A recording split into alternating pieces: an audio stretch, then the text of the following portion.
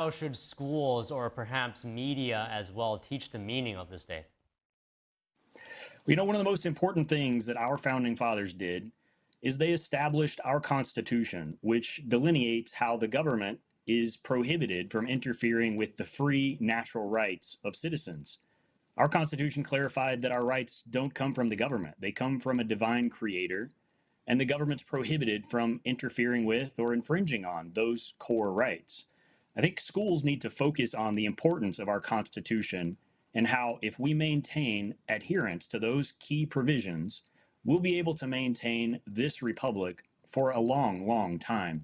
But if we take our eye off the ball and if we get away from those founding provisions in our Constitution, all of the freedoms that we enjoy can begin to crumble. Patriotism means honoring our Constitution, in short. Right. I mean, you make a good point there. Even yesterday, Speaker Mike Johnson was talking about, how the government doesn't give rights to people. It's God who gives those rights to people. And he was talking about this during the signing of the big, beautiful bill. So let me ask you about that now. Who do you think are the winners of this bill? You know, I think America at large wins under the big, beautiful bill. Take senior citizens, for example. Now 90% of senior citizens who are reliant on Social Security for their source of income, they're no longer going to be taxed on that core income stream. I think that's common sense for most Americans. It's always seemed very silly that the American government would write someone a check and then demand portion of that check right back in the form of taxes. It's more appropriate to give these people who've been paying in for years their fair due, because Social Security was never government money to begin with. That's money that the people have paid in, and they were promised to get it back. So I'm glad to see that tax being cut. There are a number of other major cuts in there that are going to do a lot of good for Americans. You know, the ability to depreciate business assets is going to fire up small business growth across this nation, which means more jobs, which means higher wages. The deportation of illegal immigrants was well funded in this bill. That means securing future elections by ensuring that only U.S. citizens are present to vote in those elections. If we start adhering to our Constitution and to our laws, and by enforcing those laws, America can heal and we can restore the freedoms that we've been losing for the last handful of decades.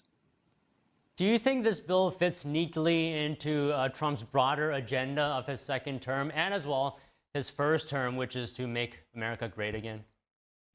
I do. You know, this bill does a lot of the things that Donald Trump promised on the campaign trail. It funds securing our southern border. It funds mass deportations. It funds a law that ensures that there's no tax on Social Security, no tax on tips. That's Donald Trump's promises from the campaign trail that he delivered in this bill. Now, this bill is not a funding bill per se. There's still going to be a separate appropriations bill that sets the level of funding for things like the Department of Education, Department of Labor, things like that. But this bill contains some of the largest cuts that we've seen in decades. And while a lot of people on the right claim it didn't cut enough, it's one of the largest cuts we've seen in decades. It included key things like cutting the tax stamp that is due anytime you buy a certain type of firearm or suppressor in the United States. That unconstitutional provision remains in effect in part, but this bill deleted part of that unconstitutional law. And while it's not perfect, it's a good start. Okay, there are some out there, I'm sure, calling this a legacy-defining moment. Would you say that? Do you agree with that? Why or why not? I think every day of Donald Trump's administration is a legacy-defining moment.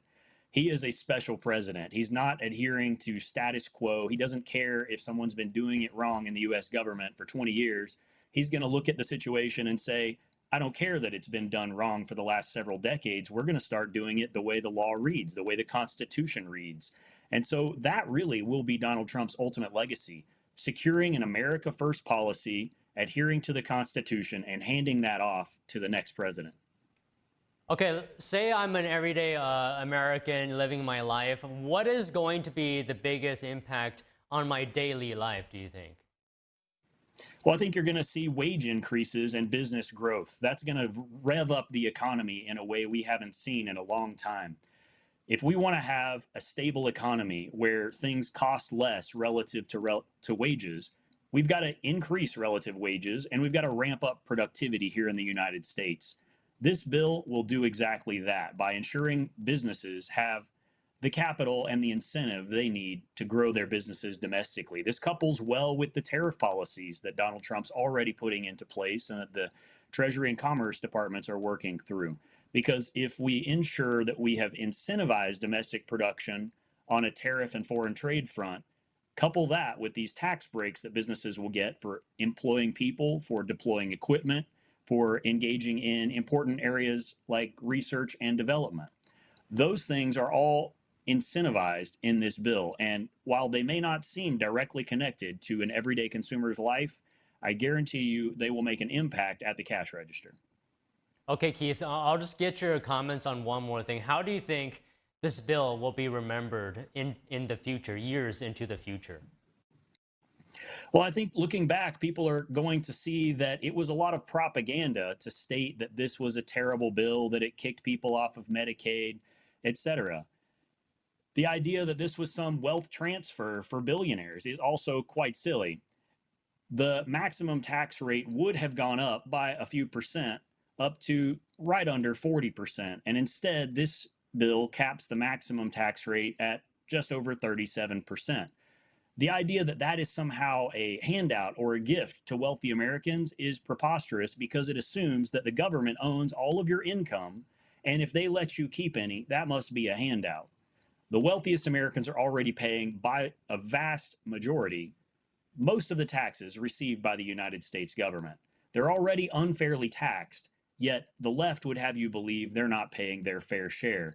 That was one of the key talking points used in opposition to this bill, and looking back at it years from now, people will see that that talking point was false, and that by incentivizing business growth in the United States, we have improved our economy.